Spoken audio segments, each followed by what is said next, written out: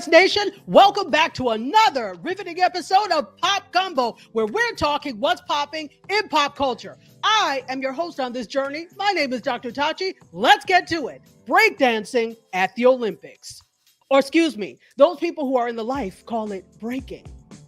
So it's been an interesting journey for it to get to this point. So I thought today we'd talk a little bit about breakdancing/breaking. Okay, so in a way, it's a little bit disingenuous to examine the whole thing of breaking outside of the context of hip hop, because breaking is one of the 5 elements of hip hop. So what are the 5 elements of hip hop culture? Well, loosely, they are DJing, MCing, breaking or breakdancing, graffiti, and of course, fashion. You may already know this, so this will be a refresher for you. If you don't, listen and learn. Hip hop does have an actual date of founding. So we're talking about August 11th, 1973, a fateful day in an apartment building on Sedgwick Avenue in the Bronx, where DJ Kool Herc DJ'd his sister's party.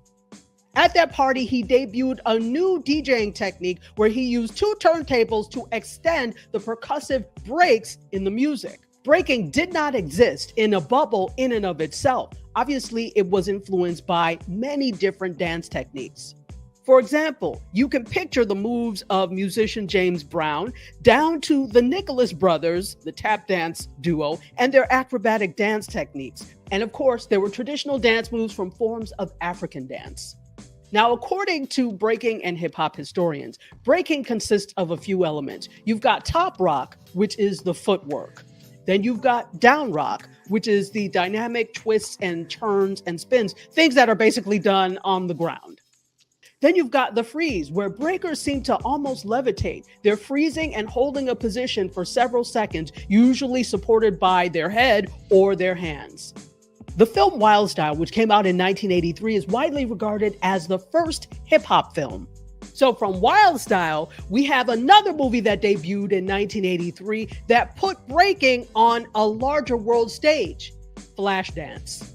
Members of the Rocksteady crew, Crazy Legs, Mr. Freeze, Frosty Freeze, Prince Ken Swift, and Normski did short breaking moves in Flashdance. Then there were other breaking and hip-hop focused movies that hit theaters like Breakin', Breakin' 2 Electric Boogaloo, and Beat Street. There were a few b-boys who came out of retirement to help activate the breaking scene again, and this time it was with judged competitions. The International Battle of the Year was created in 1990, and it's considered the first large-scale breaking competition. The athleticism in breaking helped to put it on the IOC's radar. IOC is the International Olympic Committee. Then in 2020, the IOC voted to include breaking in the Olympic Games for Paris 2024, which brings us to now. So in Paris, 16B boys and 16B girls competed head-to-head in round-robin style competition for Olympic medals. There were some amazingly strong dancers who showed physicality and originality, and then there were a few "what the hell is this" moments. Looking at scores of social media comments, from the memes, the one big meme in particular, to the comments about whether or not this should have even been included in the Olympics, has been very interesting and eye-opening. On one hand, you have a sport and an art form that was created by Black and brown youth in the Bronx that showcases their creativity.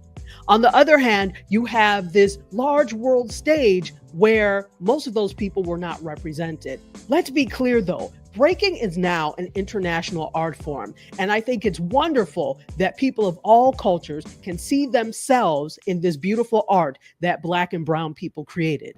The problem comes with the silencing of voices because they are not included in that art that they once created on a larger stage. This did not mean that there were no Black and brown people or people of color that competed in the breaking competition in the Olympics. There certainly were.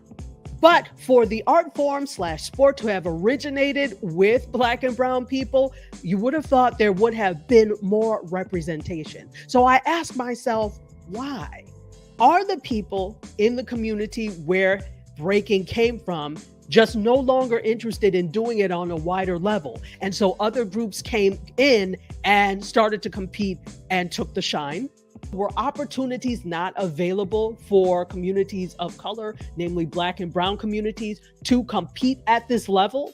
Many people have mentioned that there didn't seem to be any of the OGs like Crazy Legs, etc., that were part of the judging process. So the sad thing is, or for some people who didn't want it in the Olympics in the first place, the glorious thing is the Olympics will not be back as an event at the 2028 Olympics in Los Angeles. Hey, I see you pointing to Australia as the reason for this. Stop it. Actually, it was not because of Australia. They had made this decision apparently beforehand. The unfortunate thing is, by this not being included in the competition in 2028, there are less opportunities for things like brand deals, clothing lines, etc., all which could go to breakers, especially breakers from the community where it originated. I'll say this though, instead of us complaining about it not being in the Olympics or being in the Olympics and not getting the shine for these things, let's stop waiting for a larger mainstream media or mainstream organization to give credence and to give respect to what is already ours. Let's do that ourselves. Just my thought. Hey, that's it for this version of Pop Gumbo. I hope you enjoyed my little trip hop through hip hop. It's a pleasure to be here with you every week. And in the words of the great Kenny Burns, the dream is